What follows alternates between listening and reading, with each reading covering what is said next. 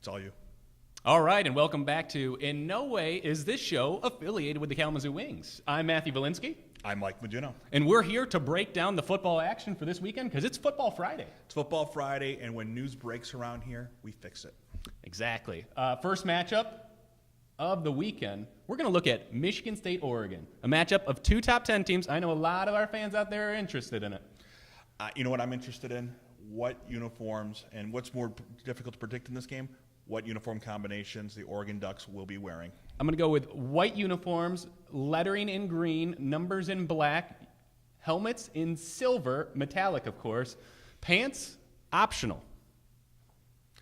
Well, that may change my prediction on who I'm going to win this game if that's at the uniform they break out. But I think when you look at this one, Michigan State is a huge underdog going on the road. The Pac-12, you know what? They were some impressive games last week. Last night, Arizona beat up on the Roadrunners of Texas, San Antonio, but they're not. This is a team a little bit better than what they've played all season long. Michigan State has played well against the Pac-12 over the last several years, including a trip to the Rose Bowl last year. This may be the first of two meetings this year between the teams.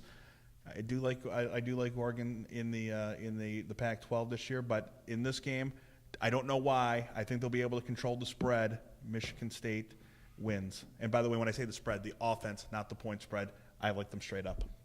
All right, Connor Cook, congratulations. You played great last week. Unfortunately, you're running into the quack attack of Oregon. I'm taking Oregon, and I'm taking them pretty easily. I'll go 35-14. The only time I take the Ducks is if Gordon Bombay's coaching. He's not. Again, go with Sparty.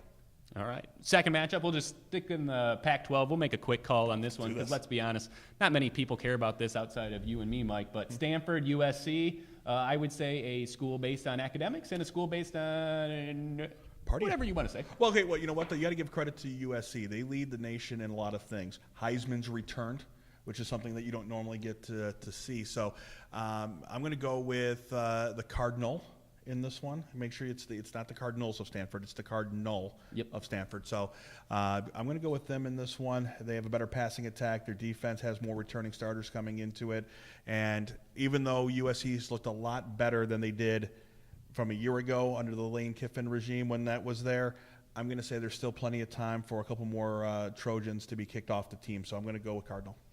When in doubt, and I'm not sure, I usually go mascot. A Trojan will beat a Cardinal. I'm assuming because they can build a civilization, unlike a cardinal who can pretty much nest in a tree. So I'm going USC. Third matchup, I know all the fans want to hear about this one. Without a plant, though, you can't breathe. If you want to go scientific on this as far as I don't breathing. do science. Okay. We're talking Notre Dame. We're talking Michigan. Okay. Mike, I'll break it down for you. Notre Dame has Brian Kelly. I am a former Central Michigan Chippewa. In Brian Kelly, I trust. He brought us MAC championships.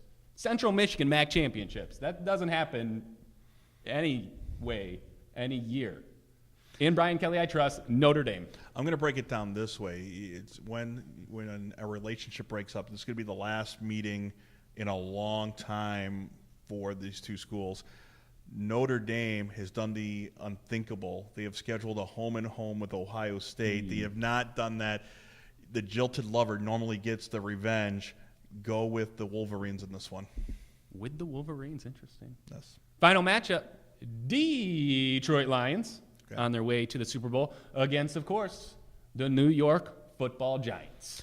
You know what? I had trouble with this one, and I'm going to move over. I have a special guest to help us with this. And we could have helped us with the Notre Dame game as well, but she's a little shy talking, doesn't want to pick against her former team. Or Manti Te'o's girlfriend is here out there. So she didn't want to. She's the one that told me to pick Michigan over the other, which goes with Scorn Lover, by the way.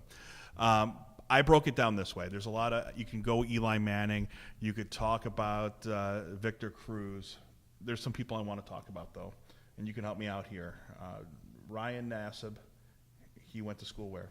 That would be Syracuse. Tom Coughlin, the head coach of the Giants. Syracuse. We're going to go with Justin Pugh on the offensive tackle. Well, 99% of people don't know who that is, but I'm going to go with Syracuse. Yes. And then Jay Bromley, defensive tackle. I'm not sure if that's a real name or not, but Syracuse? Which means you go with the Giants in this one. It's going to be just like trash day. You go with the G-men. I disagree.